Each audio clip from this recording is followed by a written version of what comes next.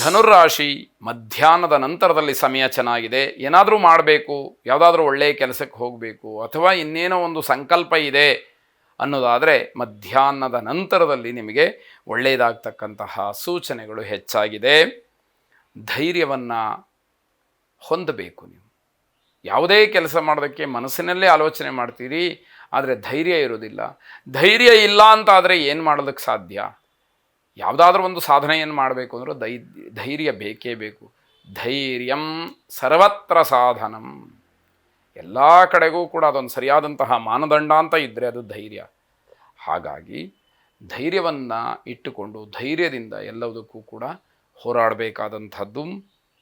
ಯಶಸ್ಸಿನ ಬಯಕೆ ಏನು ಅಂತಂದರೆ ಹೂಡಿಕೆಯ ಚಿಂತನೆ.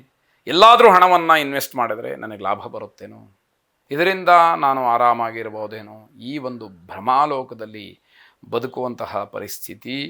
ಜೊತೆಗೆ ಆಹಾರದಿಂದ ನಿಮಗೆ ಸಮಸ್ಯೆ ಆಗ್ತಕ್ಕಂತಹ ಸೂಚನೆಗಳಿದೆ.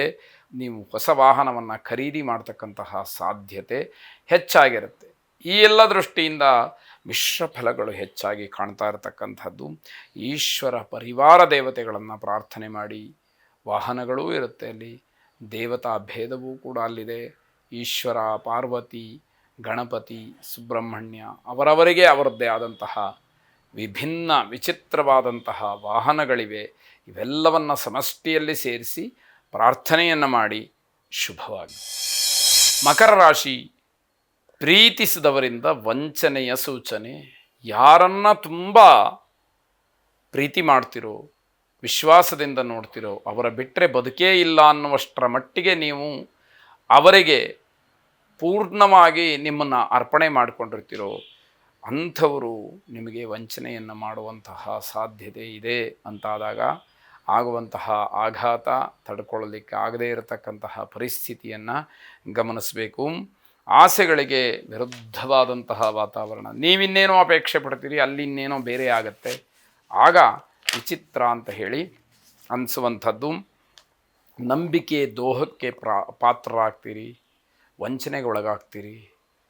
ನಿಮ್ಮ ಮೇಲೆಯೂ ಕೂಡ ಅಪವಾದನೆ ಬರಬಹುದು ಅಂತ ಅರ್ಥ. ಮಾನಸಿಕವಾದಂತಹ ಧೈರ್ಯ ನಿಮಗೆ ಮಾರ್ಗಸೂಚಿಯಾಗುತ್ತೆ. ಆ ಕ್ಷಣದಲ್ಲಿ ಯಾರೂ ಏನನ್ನೂ ಹೇಳದೇ ಇರುವಂತಹ ಪರಿಸ್ಥಿತಿ ಇದ್ದರೂ ನಿಮಗಿರತಕ್ಕಂತಹ ಆತ್ಮವಿಶ್ವಾಸ ಎಲ್ಲ ಕಡೆಯಲ್ಲೂ ಕೂಡ ಜಯಕ್ಕೆ ಒಂದು ಮಾರ್ಗವನ್ನು ಸೂಚಿಸ್ತಾ ಹೋಗುತ್ತೆ.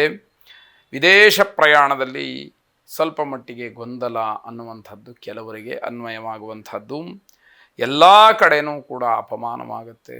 ಗ್ರಹಗತಿ ಚೆನ್ನಾಗಿಲ್ಲ ಅಂತಾದರೆ ಬೆಳಗ್ಗೆ ಎದ್ದಾಗಿನಿಂದ ರಾತ್ರಿ ಮಲಗುವವರೆಗೆ ಒಂದಿಲ್ಲ ಒಂದು ಏನೋ ಕಿರಿಕಿರಿ ಅಂತಕ್ಕಂಥದ್ದು ಇದ್ದೇ ಇರುತ್ತೆ. ಮಾರುತಿಯನ್ನು ಪ್ರಾರ್ಥನೆ ಮಾಡಿ ಶುಭವಾಗಿ. ಕುಂಭರಾಶಿ, ನಿಮ್ಮ ಮನಸ್ಸಿಗೆ ಒಪ್ಪದೇ ಇರತಕ್ಕಂತಹ ಯಾವುದೇ ಸ್ಥಳ ಇರಲಿ ಅಲ್ಲಿ ಕೆಲಸಕ್ಕೆ ಹೋಗಬೇಡಿ. ಮನಸ್ಸಿಗೆ ಒಪ್ಪಿಗೆ ಆಗ್ತಾ ಇಲ್ಲ, ಯಾವುದೋ ಒಂದು ಬೇಸರದಿಂದ, ಇನ್ಯಾವುದೋ ಒತ್ತಡದಿಂದ, ಇನ್ಯಾವುದೋ ದಾಕ್ಷಿಣ್ಯಕ್ಕೆ ಕೆಲಸ ಮಾಡ್ತಾ ಇದ್ದೀವಿ ಅಂತಾದರೆ ಅದು ದೊಡ್ಡ ತಪ್ಪಾಗುತ್ತೆ. ಮೊದಲು ನೀವು ಮಾಡ್ತಕ್ಕಂತಹ ಕೆಲಸದ ಬಗ್ಗೆ ನಿಮಗೆ ಆತ್ಮವಿಶ್ವಾಸ ಇರಬೇಕು, ನಂಬಿಕೆ ಇರಬೇಕು, ಗೌರವ ಇರಬೇಕು. ಆನಂತರದಲ್ಲಿ ಹಿರಿಯರು, ಮೇಲಧಿಕಾರಿಗಳು, ಇನ್ಯಾರೋ ಹೇಳಿದಂತಹ ಕೆಲಸಕ್ಕೆ ಮುಂದಾಗಬೇಕು ಅನ್ನುವಂಥದ್ದು. ಗೌರವ ಅಂತಕ್ಕಂತಹದ್ದು ಕೇಳಿ ಪಡ್ಕೊಳ್ಳುವಂಥದ್ದಲ್ಲ. ಹಾಗಾಗಿ ಅದು ನಿಮಗೆ ಗೊತ್ತಾಗಬೇಕು. ಗೌರವ ತನ್ನಿಂದ ತಾನೇ ಬರಬೇಕು. ತಾನು ಕೂತಿದ್ದ ಜಾಗಕ್ಕೆ ಅದು ಹುಡುಕೊಂಡು ಬರಬೇಕು. ಅದು ನಿಜವಾದಂತಹ ಗೌರವ ಅಂತ ಅರ್ಥ. ಕುಟುಂಬದಲ್ಲಿ ಶಾಂತಿಯ ವಾತಾವರಣ, ಅದನ್ನು ಹಾಗೆ ಉಳಿಸ್ಕೊಳ್ಳಿ. ನಿಮ್ಮ ಗಮನ ನಿಮ್ಮ ಕರ್ತವ್ಯದ ಮೇಲಿರಲಿ. ಯಾವಾಗ ನೀವು ನಿಮ್ಮ ಗಮನವನ್ನು ಕರ್ತವ್ಯದ ಮೇಲೆ ಇಡದಲೇ ಕೇವಲ ನಿಮ್ಮ ಖುಷಿಗೆ ನೀವು ಆರಾಮವಾಗಿರ್ತೀರಿ, ಅದು ಶಾಶ್ವತವಾದಂತಹ ಗೌರವವನ್ನು ತರುವುದಿಲ್ಲ ಅನ್ನುವಂಥದ್ದು. ಅನಿರೀಕ್ಷಿತವಾದಂತಹ ಸಿಹಿ ಸುದ್ದಿ, ಅದರಿಂದ ಸಂತೋಷ, ಇವೆಲ್ಲವೂ ಕೂಡ ನಿಮಗೆ ಸಿಕ್ಕುವಂಥದ್ದಾಗುತ್ತೆ. ಸಮಾಜದಲ್ಲಿ ಜಯವನ್ನು ಸಾಧನೆ ಮಾಡ್ತಕ್ಕಂಥದ್ದು ಕಷ್ಟ, ಆದರೆ ಮಾತಿನಲ್ಲಿ ಗೆಲ್ಲೋದಕ್ಕೆ ಅವಕಾಶ ಇದೆ. ವಿನಮ್ರರಾಗಿ, ಪ್ರೀತಿ ಪಾತ್ರರಾಗಿ, ಬೇರೆಯವರಿಗೂ ಕೂಡ ಇಂತಹ ಅವಕಾಶಗಳು ಸಿಕ್ಕಲಿ ಅನ್ನುವ ಭಾವನೆಯಲ್ಲಿ ಪ್ರಾರ್ಥನೆಯನ್ನು ಮಾಡಿದಾಗ ಆ ಪ್ರಾರ್ಥನೆ ಫಲಿಸ್ತಕ್ಕಂತಹದ್ದಿದೆ. ಎಲ್ಲ ದೃಷ್ಟಿಯಿಂದ ವಾಗ್ದೇವತಾ ಪ್ರಾರ್ಥನೆಯನ್ನು ಮಾಡಿ ಶುಭವಾಗಿ. ಇನ್ನು ಕೊನೆಯದಾಗಿ ಮೀನರಾಶಿ, ಅವಿವಾಹಿತರಿಗೆ ಸಿಹಿ ಸುದ್ದಿ ಸಿಕ್ಕುವಂಥದ್ದು. ಹೆಚ್ಚು ಅನುಮಾನ ಪಡಲಿಕ್ಕೆ ಹೋಗಬೇಡಿ. ನಿಮ್ಮ ಮನಸ್ಸು, ನಿಮ್ಮ ಒಂದು ಆತ್ಮಸ್ಥೈರ್ಯ ಗಟ್ಟಿಯಾಗಿದ್ದರೆ ನಿಮಗೆ ಭಗವಂತನ ಅನುಗ್ರಹ ಹಾಗೇ ಆಗತ್ತೆ. ಪ್ರಯಾಣದಿಂದ ತೊಂದರೆ ಆಗಬಹುದು, ಅನಿವಾರ್ಯವನ್ನು ಗಮನಿಸ್ಕೊಳ್ಳಿ. ತುಂಬ ಅಗತ್ಯವಾಗಿ ಹೋಗಲೇಬೇಕು ಅನ್ನುವಂಥದ್ದನ್ನು ತಡಿಲಿಕ್ಕೆ ಕಷ್ಟವಾದೀತು, ಆಗ ಅಗತ್ಯತೆಯ ಪ್ರಮಾಣವನ್ನು ಗಮನಿಸಿ ಮುಂದುವರಿತಕ್ಕಂಥದ್ದು ಎಲ್ಲ ರೀತಿಯಿಂದಲೂ ಒಳ್ಳೆಯದಾಗಿರುತ್ತೆ. ಸಾಮಾಜಿಕ ಕೆಲಸಗಳಲ್ಲಿ ಯಶಸ್ಸನ್ನು ಕಾಣ್ತೀರಿ. ಸಮಾಜಮುಖಿಯಾದಂತಹ ಯಾವ ಕೆಲಸಗಳಿದೆ ಅಲ್ಲಿ ನಿಮಗೆ ಯಶಸ್ಸು ಸಿಗ್ತಾ ಹೋಗುವಂಥದ್ದು, ಅಥವಾ ನೀವು ಅಂದುಕೊಂಡಂತಹ ಕೆಲಸ ಆಗ್ತಕ್ಕಂಥದ್ದಾಗತ್ತೆ. ಮನೆಯ ನವೀಕರಣದ ವಿಚಾರದಲ್ಲಿ ಸ್ವಲ್ಪ ಮಟ್ಟಿಗೆ ಅಡ್ಡಿ ಆಗಬಹುದು. ಅಣ್ಣ ತಮ್ಮಂದರು ಅಕ್ಕ ತಂಗಿಯರ ಮಧ್ಯದಲ್ಲೇ ಆ ಭಿನ್ನಾಭಿಪ್ರಾಯ ಬಂದಾಗ ಕೆಲಸ ಪರಿಪೂರ್ಣ ಅಂತ ಹೇಳಿ ಅನ್ನಿಸ್ಕೊಳ್ಳೋದಿಲ್ಲ. ಸಾಮಾಜಿಕ ಕೆಲಸಗಳಲ್ಲಿ ಪರಿಪೂರ್ಣವಾದಂತಹ ಯಶಸ್ಸನ್ನು ನೀವು ಕಾಣಲಿಕ್ಕೆ ಅವಕಾಶ ಇರುವಂಥದ್ದು.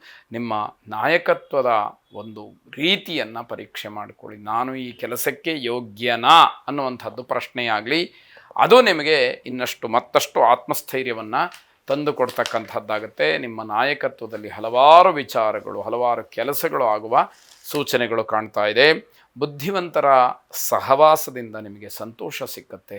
ಅವರು ಆಡ್ತಕ್ಕಂತಹ ಮಾತುಗಳು ಬಹಳ ಸಂಕ್ಷೇಪವಾಗಿಯೂ ಸೂತ್ರ ರೂಪದಲ್ಲಿಯೂ ಕೂಡ ಮಾತಾಡಿದರೆ ಅದು ನಿಮಗೆ ಪರಿಪೂರ್ಣವಾಗಿ ಅರ್ಥ ಮಾಡಿಕೊಳ್ಳುವಂತಹ ಸಾಮರ್ಥ್ಯ ನಿಮಗೆ ಹೆಚ್ಚಾಗುವಂಥದ್ದಿದೆ. ಸ್ವಯಂವರ ಪಾರ್ವತೀ ದೇವಿಯನ್ನು ಪ್ರಾರ್ಥನೆ ಮಾಡಿ. ಶುಭವಾಗಿ.